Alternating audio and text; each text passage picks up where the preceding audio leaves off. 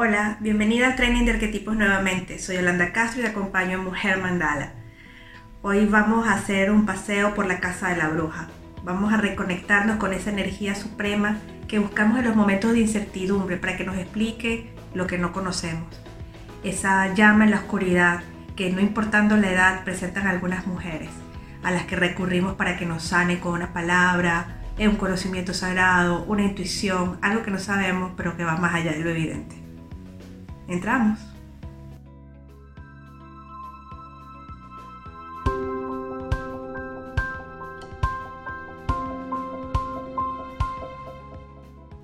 En su hermoso tarot de ancestros, Kyle Gray nos habla de la savia como este valor que parecía estar perdiéndose en la vida cotidiana, que tiene que ver con la confiabilidad y el respeto. El respeto por la tradición y sobre todo por el compromiso. Cuando nosotras pensamos en una anciana sabia, una jefa de tribu, sobre todo pensamos en su poder de ser confiable, de ser firme, y desde luego también en su poder trascendente de sabiduría. Pero la sabiduría no es instantánea. La sabiduría requiere compromiso, requiere que tomemos un camino que muchas veces es largo y difícil. A eso llamamos compromiso, algo que cada vez estamos dejando más de lado porque podemos encontrar un catálogo de vías rápidas, inclusive dentro de lo espiritual, para llegar sin mucho trabajo, sin mucho tiempo, sin mucha pérdida de tiempo aparentemente, a lo que sería un fin.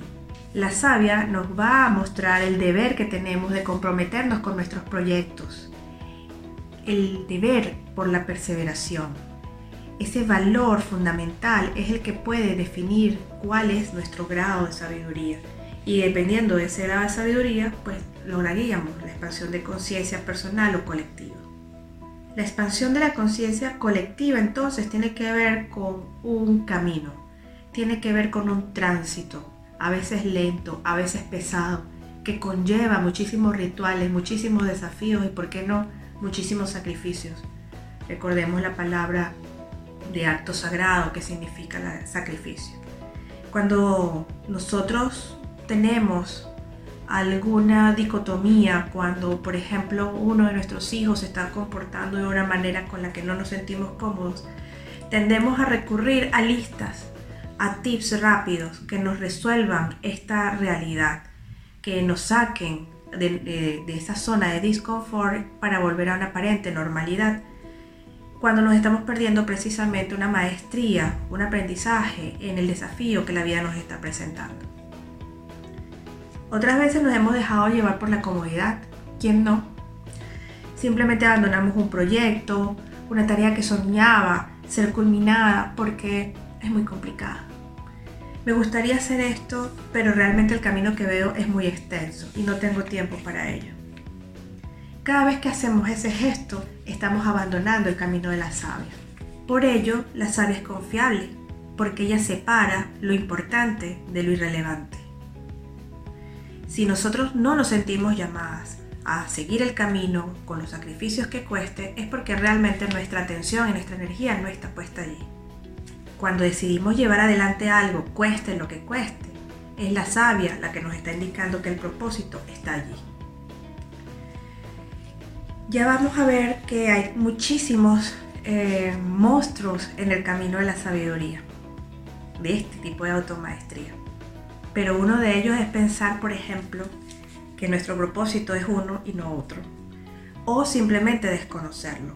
Muchísimas personas, cuando me escuchan hablar de propósito, se quedan extasiados escuchando la conferencia y al final me dicen, ¿pero cómo consigo yo mi propósito?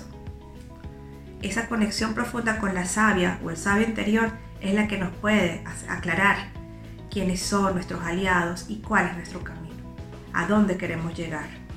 No es extraño entonces que actualmente vivamos sin propósito porque vivimos muy estimulados y confundidos por tantas vías y salidas que nos propone la cultura y la educación.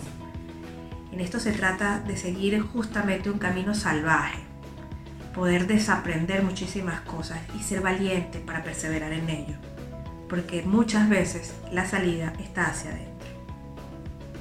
La chamana pertenece, como la amazona, al eje independiente. Esto nos indica que el camino de la sabiduría y de la automaestría se hace necesariamente en soledad.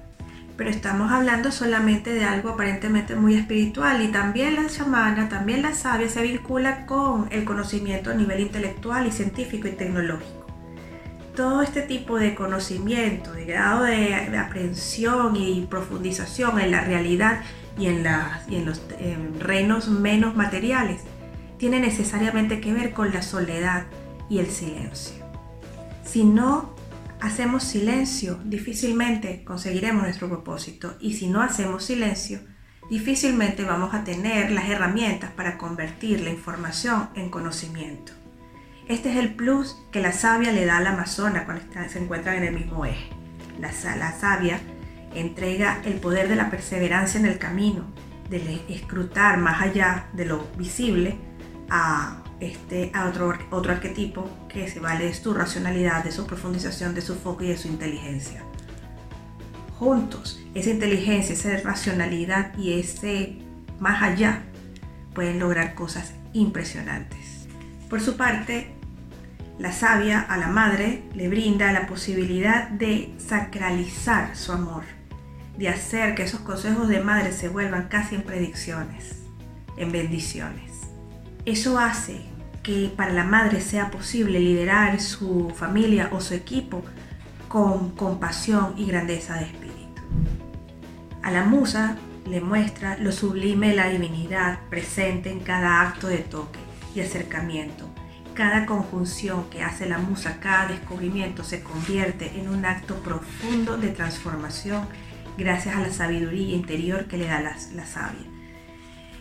Y esto es muy bonito, lo vamos a ver en el vídeo correspondiente a la musa, porque siempre pensamos que son las más opuestas de las opuestas. Las amantes y las monjas están partidas por el tema sexual, y la sexualidad es uno de los principales accesos a lo sagrado que ha tenido el ser humano desde el principio de los tiempos.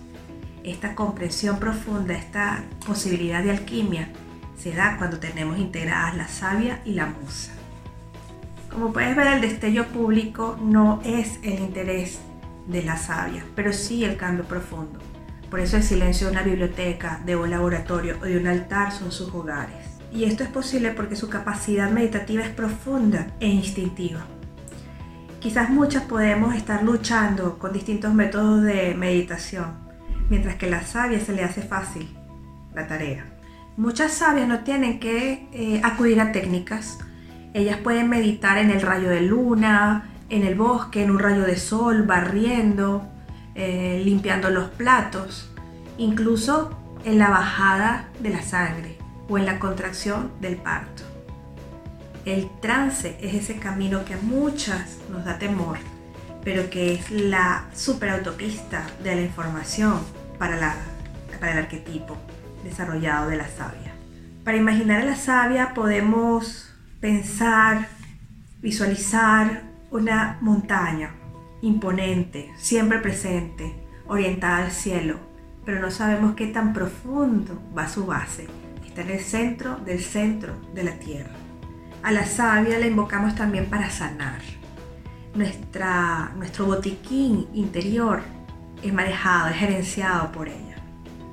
Es capaz de conseguir la medicina necesaria, que muchas veces es una palabra, un libro, un número telefónico de un terapeuta, una oración. También los profundos estados meditativos tienen mucho que ver con la oración, la imposición de manos, una sopa curadora, de esas que te curan el alma, la infusión e incluso el fármaco, porque como te decía antes, hay chamanas o sabias presentes en los laboratorios, en la ciencia y la tecnología.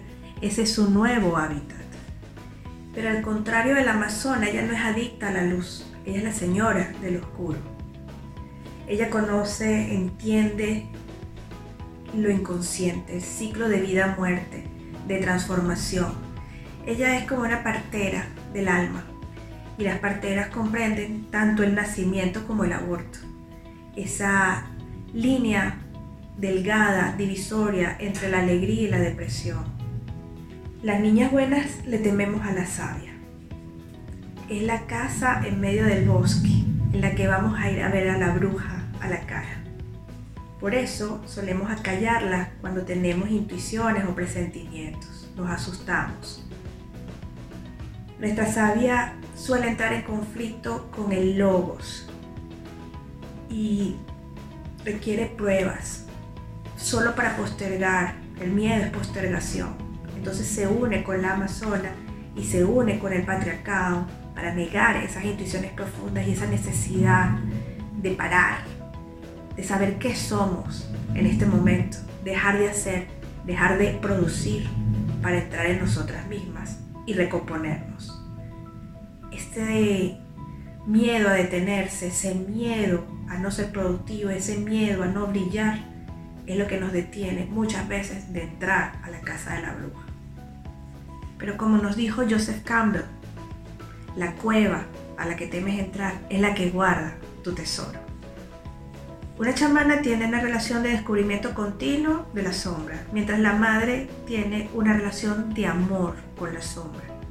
La madre, en su infinita compasión, abraza la sombra de los demás hasta lograr transmutarla, solamente por afecto divino. La savia la escruta, la examina, entra en ella, la vive. Ella es la que acompaña en nosotros los momentos de vergüenza, de vulnerabilidad, y no nos deja ir hasta que aprendamos la lección. Y es que ella sabe que el camino no está completo sin integrar esos aspectos sombríos. Es el camino de la transformación y ella sabe que duele y no nos esconde esta realidad. Muchas veces tomamos las anestesias y eso puede llegar a truncar el camino que teníamos previsto. La savia acepta el dolor como partera que es, como parte de la experiencia. Nosotros aceptamos los fármacos y eso, de nuevo, tiene que ver con la falta de compromiso en el camino de una sociedad basada en la satisfacción inmediata. Si no se conecta con ese conocimiento profundo, entonces lo intelectual aquí, que también es parte del arquetipo, puede ser solo superficial, puede ser solo la punta del iceberg y convertirse en un grado de conocimiento sin conciencia, sin valores, sin ética. Y por último, para saber quién es la savia, ella sabe quiénes somos nosotros. Muchas veces nosotras nos ocultamos detrás de una máscara y ejercemos nuestro papel magistralmente. Pasamos la vida de escuela de actuación en escuela de actuación, pero la savia siempre sabe quién está detrás de la máscara. ¿Cómo veo esto en mí, en cuerpo y alma? Cada vez que huyas de un camino que sabes que es importante, que es sagrado y tomes la vía fácil o lo relegues, sabrás que has dejado en el desván a tu savia interior. Cuando estamos iluminadas por el propósito, vamos con ella a donde sea. Cuando estamos iluminadas por el propósito, vamos con ella a donde sea. Y sus dones, como la intuición, la precognición, los sueños lúcidos, la lucidez, nos acompañan por el camino que sea. Si se une con la inteligencia, racionalidad y análisis, el resultado será simplemente maravilloso en lo que sea la actividad que deseamos realizar. Incluso en el mismo camino espiritual, esta posibilidad de juntar lo racional con lo intuitivo es fundamental para evitar unos riesgos de los que vamos a hablar más adelante. En sombra, con este arquetipo nos quedamos en la queja, en la circularidad e incluso en llegar a la neurosis. Desde luego, depresiones y brotes psicóticos están relacionados con un hueco profundo. Estos desequilibrios en la savia no son raros, porque hemos puesto en el altar a la racionalidad, a la ciencia, ese altar que antes ocupaba la religión y que de alguna manera podía albergar a algunas de las mujeres con un fuerte arquetipo de la savia desarrollado. En cambio, en este momento estamos apostando más a lo científico, a lo medible, y este tipo de manifestaciones alternativas y digamos libres dentro del campo de la sabiduría, que no tienen que ver con un método, que no tienen que ver con comprobaciones, quedan cuestionadas y son castigadas desde hace por lo menos 500 años. Y más allá de esto, pues sabemos que las mujeres somos muy diestras trabajando estas energías sutiles, trabajando este conocimiento invisible. Y por eso la imagen de la bruja surcó toda esta lucha entre un nuevo conocimiento y el conocimiento ancestral. También hablamos del manejo de las emociones. Esto puede convertirse en un problema si no tenemos equilibrada, bien orientada la savia. Mucho hablamos de reencontrarnos, pero resulta que quien se reencuentra tuvo que haber estado perdido. Y como tenemos tanto miedo a perdernos, probablemente lo que haya sucedido es que hemos bloqueado antes algún tipo de vivencia.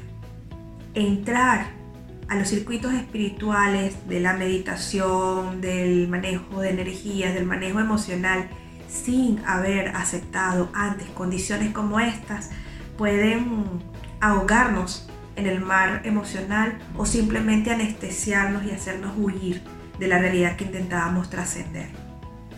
Lo que hacemos es darle una vuelta más a la llave detrás de la reja en la que encerramos a nuestra chamana interna. Mientras, cuando dejamos libre a la magia, fluye la dopamina, fluye alegremente con cada paseo. Cada salida es divertida, es un baño de conocimiento, es volver a ver con nuevos ojos, es integrar distintos datos para crear algo nuevo desde la cotidianidad, desde lo invisible. Es magia. El trabajo se nos vuelve desafiante de una manera rica, agradable. La crianza, la pareja, la familia se tornan en un camino de automaestría. Allí es cuando empezamos a vivir cada día con una serie de tareas sagradas que hacen de nuestro día a día y del porvenir algo con sentido. Ahora bien, ¿de qué debe cuidarse la chamana? De la depresión, del vacío emocional, del sinsentido, de la desconexión, de la falta de afecto, de la desconexión del cuerpo, de la desconexión de la pareja, de los amigos, del entorno, de la carencia financiera, de la evasión de los reales temas de la vida. Cada vez que observamos alguna de estas condiciones es porque la savia está desequilibrada en nosotros o en la persona que estemos observando. Es muy común ver un desequilibrio por exceso en la arrogancia. Estas personas que solamente están interesadas en su desarrollo espiritual y creen que los demás probablemente no sepan tanto como ellos, no estén tan adelantados como ellos o incluso cercenen su camino. Eso es algo que se ha llamado hace unos años ego espiritual y que es muy interesante de ver en este momento en que efectivamente por la época que nos ha tocado vivir, lo espiritual empieza a tornarse cotidiano e importante. Coach, terapeutas que están dentro del ámbito de la savia tienen que mostrarnos que efectivamente están en una relación equilibrada con su chamán interior para poder sanarnos. En caso contrario, son muchísimos los riesgos a los que nos enfrentamos. Contra el ego espiritual, la solución es saberse pequeño y falible, es mostrarse con humildad, es abrazar la vulnerabilidad y poder verse en las situaciones en donde probablemente la espiral de la vida nos haga descender, y está bien. El proceso de expansión de conciencia no es vertical, no es ascendente continuamente. Hay muchísimas lecciones que quedan por aprender y que encuentra la riqueza precisamente en la repetición de la lección. Otro riesgo importante del que hablé hace unos minutos es el bypass emocional, que es un concepto que se acuñó a partir de la observación de un monje budista y psicoterapeuta dentro de los grupos de meditación. Muchísimas personas que al no tomar el compromiso de trascender el camino como debe ser, con las tareas y sacrificios y trabajos que eso conlleva, pues atisban o no atisban nada de lo que es el plano absoluto. Todos vivimos en el plano relativo. El error estaría en pensar que hemos trascendido el plano absoluto de una manera veloz y que muchas veces simplemente es una postergación del enfrentamiento con la sombra que a veces emerge.